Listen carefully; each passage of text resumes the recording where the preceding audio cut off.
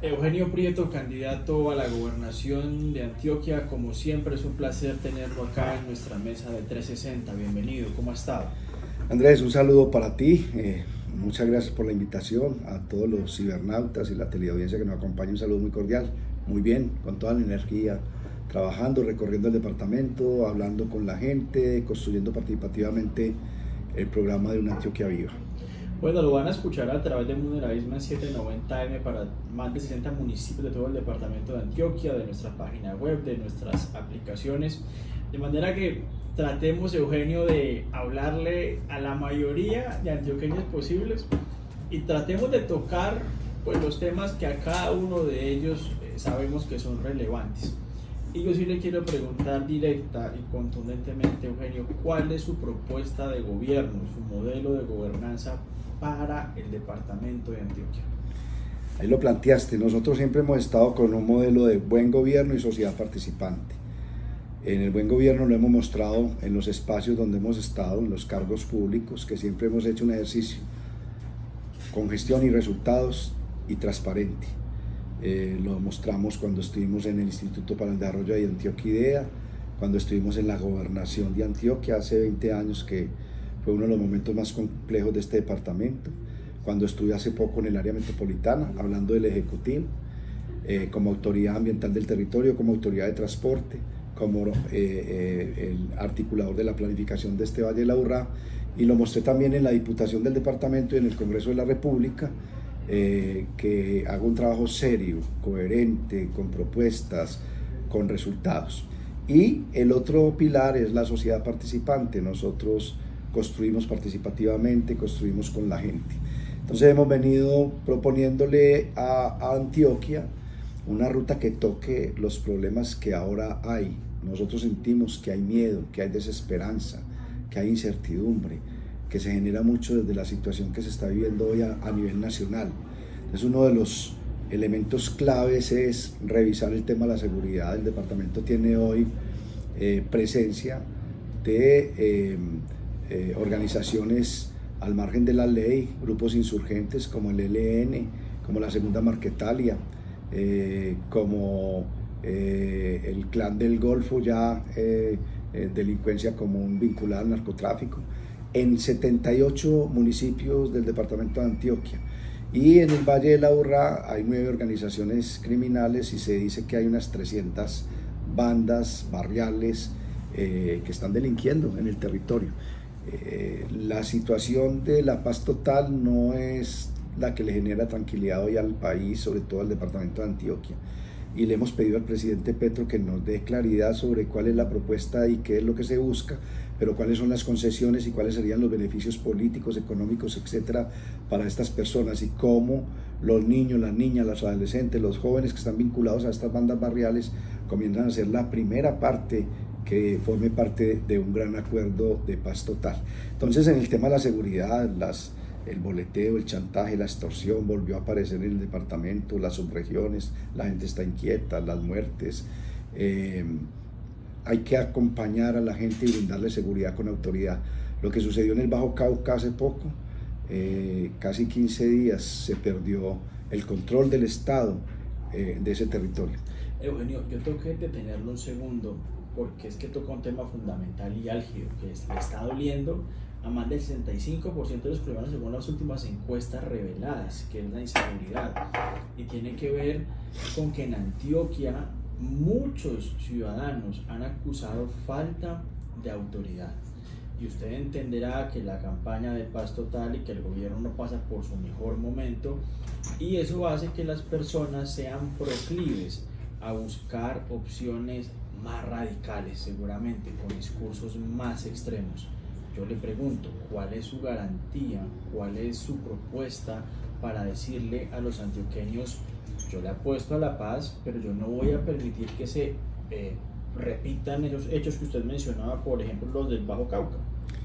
Siempre le he apostado a la paz en toda mi vida, pero le he apostado a una paz con transparencia, que la ciudadanía sepa qué se está haciendo. Y cuando hablamos de paz estamos hablando de lo que permite la Constitución en el acuerdo con los grupos insurgentes por delitos políticos, que están al margen de la ley porque hay unos delitos políticos. Es muy diferente el tema del sometimiento de unas bandas delincuenciales vinculadas con el narcotráfico. El gobierno terminó mezclando eso como en la misma bolsa y hay que darle transparencia y claridad a la ciudadanía. Esos grupos han sembrado el terror, han sembrado el temor, el miedo en el territorio, tienen un control muy fuerte del territorio y lo que nosotros decimos, si se va a hacer cualquier acuerdo de paz, tiene que ser que el Estado garantice el control del territorio con autoridad. Y nosotros venimos hablando entonces de un tema de seguridad territorial y paz territorial. A mí más que la paz total me gusta la paz territorial, porque los territorios todos son diferentes. Si usted aplica esta política que está planteando el presidente a todo el país, que es un país y una Antioquia de regiones, pluridiverso, multicultural, es muy complejo y es muy difícil. Cada territorio tiene su especificidad y su particularidad y hay que bajar. Ellos tienen una propuesta de bajarlo, pero hay que hacerlo ya, para que la gente recupere la confianza y sobre todo privilegiar a los ciudadanos, el bien, la honra, la vida, la integridad de los ciudadanos, proteger a nuestro ejército y a nuestra fuerza pública, no dejarlos en las circunstancias en que los han dejado en algunos momentos, darle esa garantía de que nosotros estamos con esa fuerza pública regulada, legal, legítima, regulada porque recurrimos a ella lo mínimo posible, pero recurrimos cuando tengamos que recurrir. Legal es la que aceptamos nosotros porque está establecida en la Constitución y las leyes, y legítima es porque es la que los ciudadanos dicen, aquí ellos son los que mantienen el control y el orden. Esa es la fuerza pública que todos necesitamos, con la que nos entendemos y la que mantiene el control. Yo le he entregado la responsabilidad de mi programa de gobierno a la coronel Marta Ligia Herrera. Ella es una mujer que estuvo en la institución de la Policía Nacional casi 30 años, que ha trabajado con policía comunitaria, que ha trabajado en todo el tema de la educación dentro de la misma institución, y le quiero poner rostro de mujer a la seguridad en Antioquia, pero con autoridad, y eso es lo que vamos a hacer. La mano tendida hacia los diálogos y a las conversaciones, total, pero sin impunidad y sin el que lleve el privilegio sea el delincuente. Y finalmente, ayer saqué un documento precisamente haciendo unas preguntas y unas observaciones. Dentro de esas preguntas y esas observaciones yo lo que estoy diciendo es ¿quién va a negociar? ¿El gobierno o negocia la justicia? Porque es que sí tiene que quedar muy claro. Y dentro de esas negociaciones, ¿qué se va a hacer con los recursos? Si se dice que a los delincuentes con delincuencia común con vínculos con el narcotráfico les quedan unas fortunas de lo acumulado del 6%, ¿hacia dónde se va el 94%? ¿Y cuál es la prioridad que se le va a dar a esos niños, a esas niñas que hoy están en esas bandas barriales que posiblemente no aparezcan en una fiscalía con un asesinato, en un crimen? Hay que reincorporarlos a la sociedad y comenzar a recuperarlos y arrebatárselos a esa delincuencia. Y finalmente, ¿cómo se va a garantizar que quienes quedan atrás de esos jefes, de esos capos, de esos grupos delincuenciales que se van a someter, porque es sometimiento, no van a seguir delinquiendo como sucede con todos esos grupos que son como unas medusas que apenas se da de baja al capo principal o hay se detiene o están privados de la libertad, aparecen los segundos como unas medusas? ¿Qué va a garantizar que esas estructuras realmente sí se desmonten en el territorio? Entonces hay unos temas de derecho ciudadano a saber qué es lo que quiere el gobierno nacional. Aquí no vamos a impedir, a atropellar, a hacer un obstáculo, no, pero sí veedores de un proceso que debe garantizar que primero es la ciudadanía y que primero son los bienes, la honra, la paz, la tranquilidad de quienes están construyendo esta sociedad cumpliendo con todas las normas que están establecidas en la sociedad. Ese es como el primer punto. Entonces es Antioquia viva con seguridad. Un segundo punto tiene que ver Antioquia viva con oportunidades. Oportunidades en el campo y en la ciudad, Andrés. Hoy uno de los mayores problemas que tenemos es la tasa de desempleo es alta, pero cuando se logra bajar la tasa de desempleo no se mira la informalidad. La informalidad en Colombia es una de las más altas del mundo, más del 54%, es una barbaridad y no tenemos una ruta en eso. Entonces hay que generar oportunidades que garanticen que esos ingresos son estables para esas familias en el campo y en la ciudad. Y en ese orden de ideas hay que trabajar oportunidades en la educación, cómo vamos a lograr tener coberturas de educación superior en el departamento. Yo creo que aquí hay un tema muy importante y lo he venido colocando. Nosotros queremos tener la universidad digital no como una competencia de las otras universidades, sino como la integradora de la oferta digital, que con unas coberturas para cerrar esa brecha digital que se ha venido ampliando en el territorio nos permita llegar a esos territorios donde los jóvenes no pueden venir a estudiar en Medellín porque no tienen las capacidades económicas o sus padres no se los permiten, no tienen que estar trabajando. Oportunidades tienen que darse en el tema del deporte. El deporte es muy importante para la salud, pero también para el desarrollo, para la formación de las personas, el deporte recreativo y competitivo. Y en ese orden de ideas nosotros queremos tener centros de alto rendimiento. Un centro de alto rendimiento en Urabá es el biotipo más interesante que hay hoy en el departamento, y otros centros de desarrollo deportivo con tipologías del deporte. Por ejemplo, en el suroeste hay muy buenos ciclistas, en el oriente también hay muy buenos ciclistas. Queremos llegar allá, pero además queremos recuperar la confianza en el directivo deportivo y en la capacidad que tienen esas ligas deportivas de tejer y de desatar procesos, y queremos volver a quedar campeones nacionales y queremos hacer los juegos en Urabá. En fin, hay unos temas que cruzan pues por cómo integrar realmente el deporte a recuperar el orgullo paisa, no solamente en el ciclismo y sin soberbia, sino el orgullo paisa de la capacidad que tenemos. Oportunidades en el tema que tiene que ver con la salud. Sabia Salud es un tema supremamente clave. Son más de 1 millón de personas que están ahí en un proceso sin saber qué va a seguir, porque hay una diferencia con el gobierno nacional. Pero quisiera que continuara Sabia Salud. Yo creo que es la empresa más importante hoy del departamento con Medellín, y ahí en ese tema de las oportunidades vinculo mucho a Medellín, porque lo que he dicho es que hay que hacer una alianza entre Medellín y Antioquia, y ahora la profundizamos, no solamente para los temas coyunturales, sino estructurales. Y en el tema de las oportunidades, como lo digo, el campo es uno de los más olvidados. Siempre decimos que el campo, pero el campo sigue siendo el más olvidado. Queremos trabajar con tecnología en el campo, trayendo convenios con las universidades, que las acerquemos a las zonas o subregiones o provincias administrativas y de planificación para capturar datos, procesar datos y aplicar datos en el territorio. El cambio climático ya no es una fantasía como pensaban algunos, es una realidad, y hoy necesitamos semillas que genéticamente resistan los momentos de invierno, con los crudos inviernos, pero también los momentos de calor, cuando entran temporadas como las que se avecinan, que es la del Niño. Y hoy nuestros campesinos están padeciendo ese cambio climático para un lado y para otro, perdiendo sus cosechas, no alcanzan a cubrir los insumos, y hay un problema en el campo muy fuerte, hay desarraigo. Los jóvenes no quieren estar allá, hay pobreza, y tenemos que tener biofábrica de semillas para que esas semillas genéticamente resistan y aplicar la tecnología.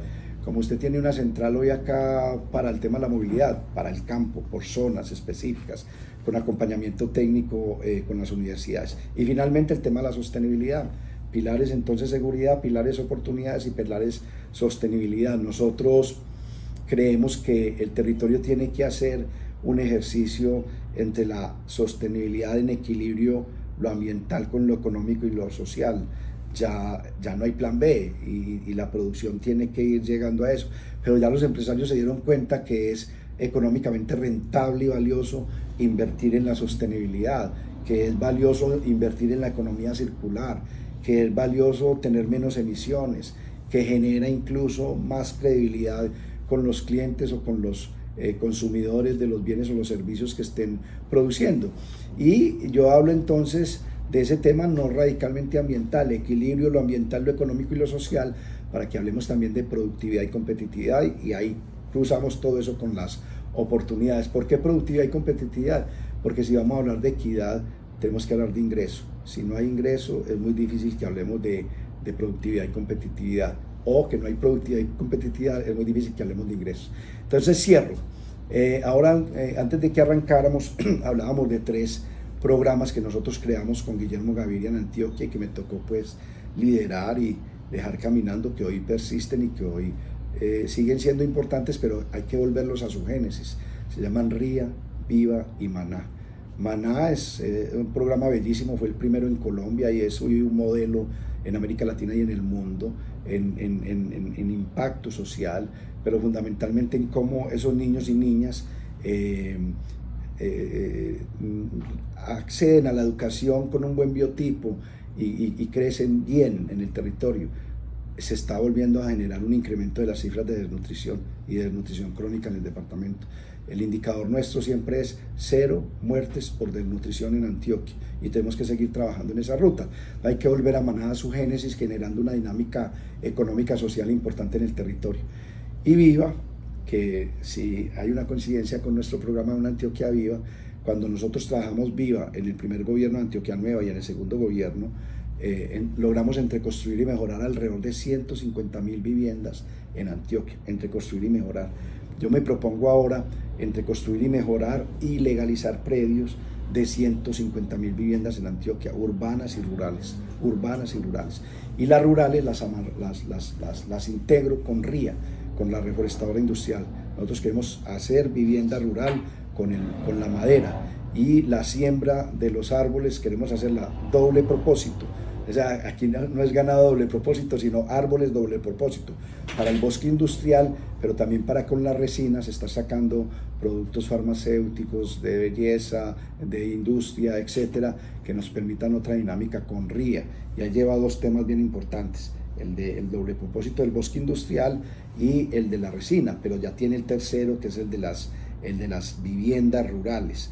Y le queda un cuarto, los bonos de carbono. Tenemos que cerrar todo el círculo de RIA con los bonos de carbono. Hoy en el mundo es lo que más aplica y no podemos perder una siembra de un bosque industrial que tenemos en todo el departamento y que vamos a tener más, no aprovechando positivamente este tema. Más o menos, allá a grandes rasgos es una síntesis de la Antioquia Viva. Primero, tengo que confesar que me agrada mucho escucharlo, porque a lo largo de muchas entrevistas uno se encuentra con personas que aspiran a cargos de elección popular que dan respuestas de 30 segundos y se nota la deficiencia que tienen para llegar a estos cargos. Segundo, yo no tengo ninguna duda personalmente de que usted tiene las credenciales para ser gobernador, de que tiene la experiencia, de que es una persona capacitada para hacerlo. Pero yo me he quedado con la triste sensación en estos últimos 15 años que llevo entrevistando a tantos candidatos y allá gobernadores en ejercicio, de que Antioquia se ha ralentizado, de que Antioquia ha perdido un liderazgo, de que Antioquia conserva unas rentas arcaicas, el licor, el tabaco, el chance, de que está metida en Hidroituango pero con un papel muy tímido, que los papeles de infraestructura en el departamento se han quedado también cojos. Vimos cómo en la administración de Luis Pérez ni siquiera una ciclorruta en Oriente se pudo hacer. Vemos cómo las obras de conexión con el Oriente siguen estando muy quedadas. Estamos caminando poco a poco y muy cerca a ser Bogotá. La gente no sale ya del área metropolitana porque no quiere chuparse un trancón de 2 horas o 3 horas en un puente. Ha faltado una verdadera revolución. Yo le pregunto, en ese sentido de revolución y de grandes obras que impacten la calidad de vida de los antioqueños, gobernando Medellín, porque es que algunos han creído que Medellín no hace parte de la gobernación. Correcto. ¿Qué le propone usted a la gente? Correcto, me gusta mucho cómo terminó y voy a comenzar por donde terminó. Hemos venido como en un tema cultural en la planificación, separando al departamento de Antioquia del Valle de la Urrá. Entonces yo llamo que planificamos en el modelo pan de queso, es decir, se hace como una especie de círculo donde está Medellín y el Valle de la Urrá en el centro, no se toca y se planifica alrededor el departamento. Yo lo que digo es al contrario, hay que integrar esas capacidades que tiene Medellín y el Valle de la Urrá con el departamento de Antioquia. Le voy a poner un solo ejemplo, los clústeres. Los clústeres es uno de los modelos más brillantes y más valiosos que tiene Medellín para mostrar de la capacidad de integrar cadenas productivas, actores, sectores, alrededor de procesos de generación de recursos, de ingresos en el territorio. Pero esos clústeres se quedaron concentrados en Medellín, no están llegando a las subregiones. El departamento de Antioquia está concentrado el 5 millones de habitantes en el Valle de la Aburrá, que es el 0.6% de los 63.000 kilómetros que tenemos de territorio, sin contar los 500 kilómetros de playa, que es la segunda playa en Colombia. Entonces, yo me propongo hablar de un modelo que permita desconcentrar el desarrollo, equilibrando en el territorio. Hoy la gente está bien aquí, claro, y queremos que siga estando bien, pero si nosotros no frenamos ese crecimiento hacia las laderas, etcétera, los problemas ya los comenzamos a vivir con la problemática de calidad del aire, que ya usted lo está viviendo. Pero además tenemos una cantidad de territorio desperdiciado, ¿cierto? Y de gente, y de talento, y de posibilidades y de oportunidades. Entonces ahí es donde venimos hablando del tema de la autonomía territorial, del tema de las competencias y de los recursos, de la asociatividad territorial, provincias administrativas y de planificación. O la RAP, que existe en el Caribe. La RAP es región administrativa y de planificación, son departamentos que se juntan, y eso es muy importante que lo haya tocado. Y las provincias administrativas y de planificación son en un mismo departamento, correcto, pero es el mismo modelo RAP. RAP son departamentos vecinos, circundantes. Provincias administrativas y de planificación son municipios vecinos. 8 años desconectados de Caldas, bueno, por ejemplo. Pero además, siempre hemos sido Antioquia, Córdoba y Chocó. Y eso está ahí y no lo hemos aprovechado. Yo he dicho Antioquia, Córdoba, Chocó y San Andrés, para que sepa pues el potencial tan fuerte. En el artículo 37 de la Ley Orgánica 1454, que es la Ley de Ordenamiento Territorial, nos quedó debiendo mucho esa Ley de Ordenamiento Territorial. Yo participé de ella en el Congreso de la República como senador, pero es muy poderosa en asociatividad territorial. Ahí está cómo bajar competencias, cómo bajar recursos, catastro multipropósitos, autoridades de servicios públicos, autoridades de transporte, etc.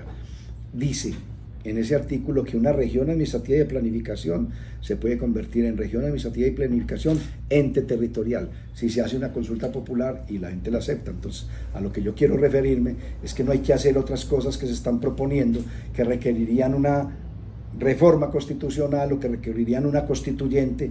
¿Quién se atreve a decirle hoy a este gobierno hagamos una constituyente y hablar de lo que tenemos? Porque hoy más que nunca necesitamos fortalecer esa autonomía, ejemplo, y esa descentralización política, fiscal y administrativa. Pero venga, le termino la idea para poder coger lo que me planteó frente al departamento. Es que entonces, le pongo un apellido, porque el aeropuerto.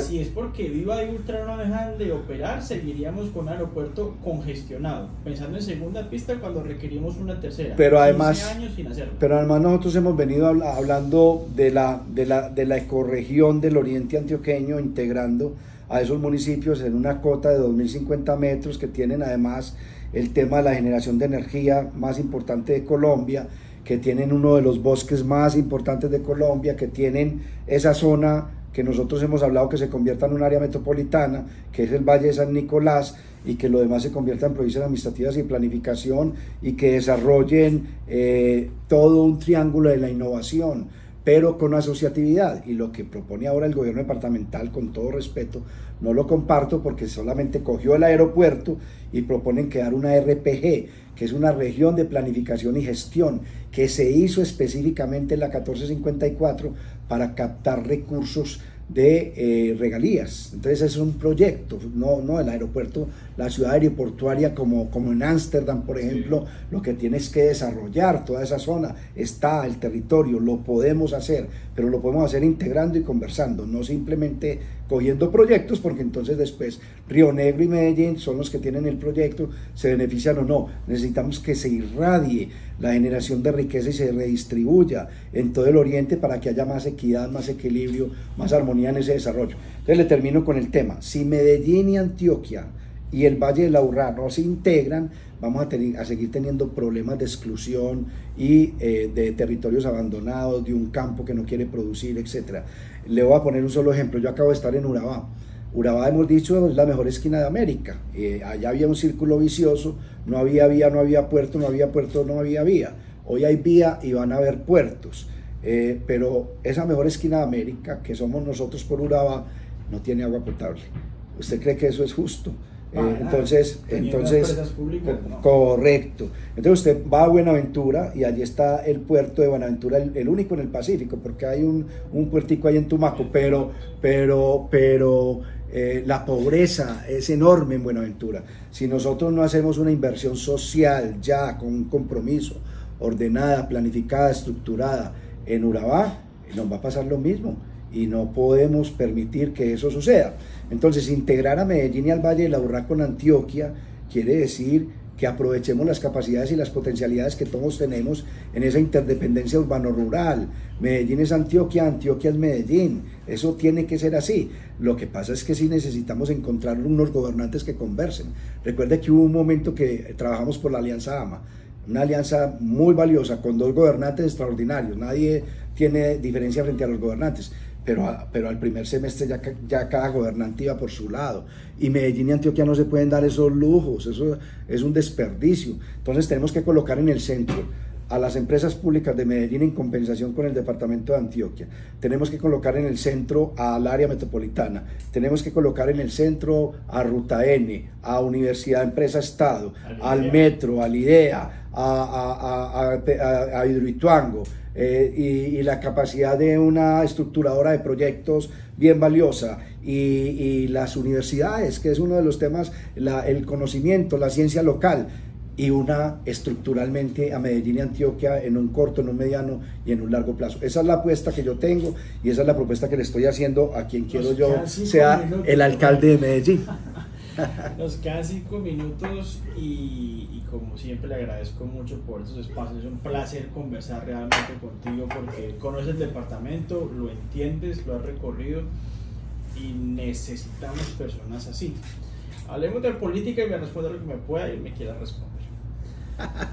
¿Cómo están los ánimos en ese grupo de los 4, Eugenio? Vimos su bien, carta. No, tranquilo, Andrés, ellos han sido todos muy diferentes, todos hemos conversado con mucha camaradería, pero yo he venido pidiendo un ejercicio programático. Entonces yo he visto que nos hemos ido quedando todos como un poco atrapados del mecanismo con el cual va a ser uno de los 4 la persona.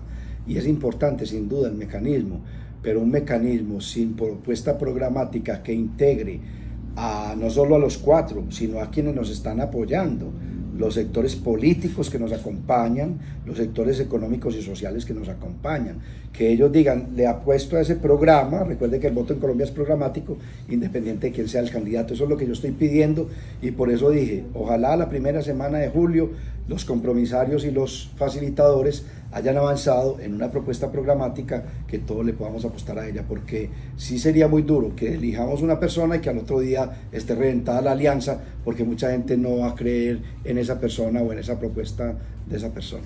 Yo no le voy a preguntar quién es más liberal entre Julián Bedoya y Eugenio Prieto, porque pues Julián Bedoya no hace parte del Partido Liberal, eso hay que decirlo, pero él habló de solvencia electoral, la solvencia nuestra es política.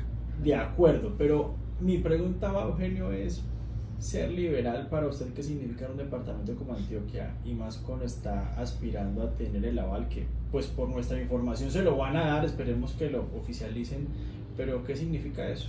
Ser liberal es defender las libertades, es luchar por la inclusión, por la equidad, por disminuir la pobreza, por la generación de ingresos, de oportunidades, que es de lo que estamos hablando. Ser liberal es respetar al otro en la diferencia, es construir con el otro. Ser liberal es ser plural, abierto a esas construcciones. Ser liberal es tener capacidad de comprender las innovaciones y los cambios permanentes, globales, que se apliquen en lo territorial. Ser liberal es respetar la naturaleza y construir con esa naturaleza.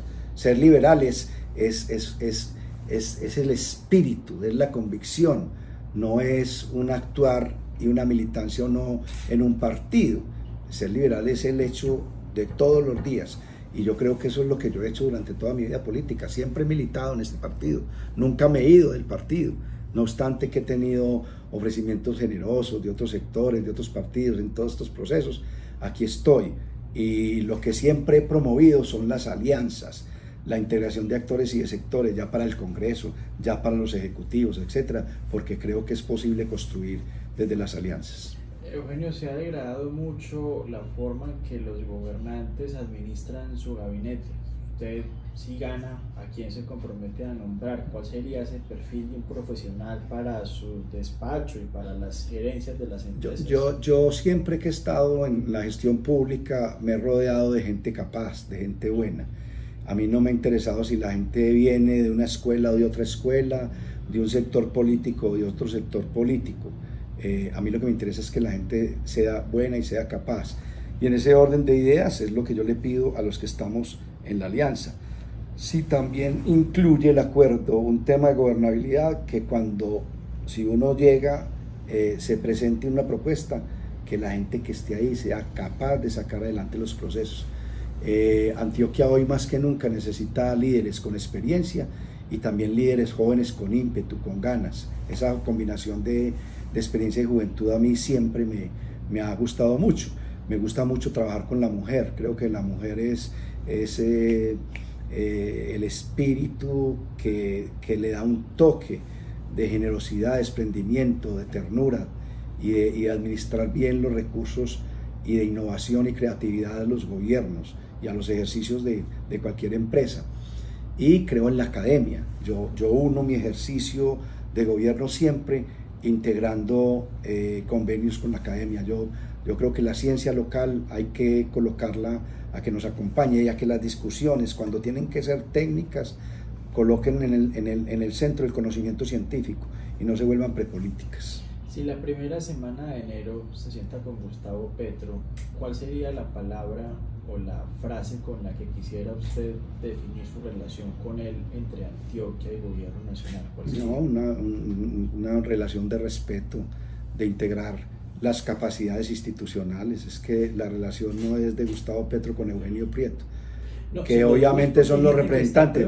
La relación es del gobierno nacional con el gobierno departamental y el gobierno departamental con los municipales. Yo digo porque hay gente que está preocupada con que ganen personas en alcaldías o gobernaciones que lo utilicen como plataforma de pelea con el gobierno.